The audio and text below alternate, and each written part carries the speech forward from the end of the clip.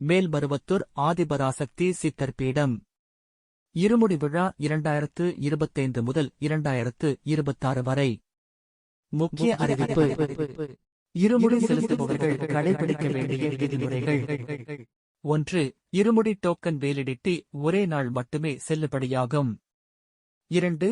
பழைய, முந்தைய தேதியில் உள்ள இருமுடி டோக்கன்கள் கொண்டு இன்று இருமுடி செலுத்த வந்தால் செல்லாது. 3. இருமுடி சக்தி மாலை அணிந்த கைக்குழந்தைகள் இருமுடி அபிஷேக காணிக்கை செலுத்தி இருமுடி அனுமதி டோக்கன் பெற்றுக்கொண்ட பிறகுதான் ஆலயத்திற்குள் சென்று இருமுடி அபிஷேகம் செய்ய அனுமதி வழங்கப்படும். 4. டோக்கன் தவறவிட்டாலோ தவறுதலாக கிழிந்து விட்டாலோ மீண்டும் காணிக்கை செலுத்தி புதிய டோக்கனை பெற்றுக்கொண்ட பின்னரே இருமுடி செலுத்த அனுமதி அளிக்கப்படும். 5.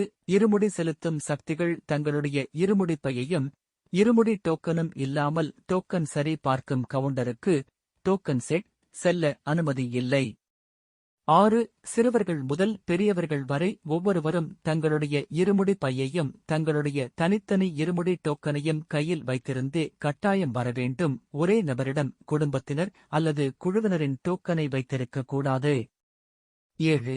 டோக்கன் சரி பார்க்கும் கவுண்டரில் ஒவ்வொருவரும் தனித்தனியாக இருமுடிப்பை படம் உள்ள QR கோட் கொண்ட இருமுடி டோக்கனை மட்டும் காண்பித்து ஸ்கேன் செய்த பின்னர் டோக்கனை கொடுத்துவிட்டு சென்ற பிறகுதான் ஆலயத்திற்குள் சென்று அபிஷேகம் செய்ய அனுமதி வழங்கப்படும்.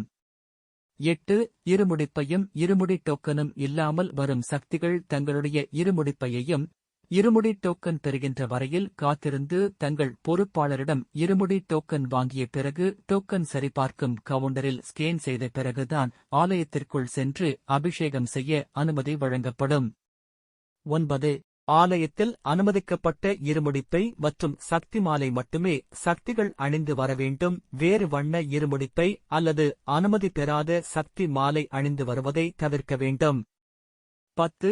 இருமுடி சக்தி மாலை அணியாத பக்தர்கள் இருமுடி வரிசை நுழைவாயில் ரவுண்டானா கியூ லைன் மற்றும் இருமுடி டோக்கன் சரி பார்க்கும் இடத்திற்குள் செல்ல அனுமதி இல்லை. மேலும் சக்தி மாலை அணியாத பக்தர்கள் அருள்மிகு பங்காரு சித்தர் மற்றும் அன்னை ஆதிபராசக்தியை தரிசனம் செய்ய இலவச பொது தரிசனம் கேட் -1 நுழைவாயில் வழியாக கியூ லைனில் செல்ல வேண்டும்.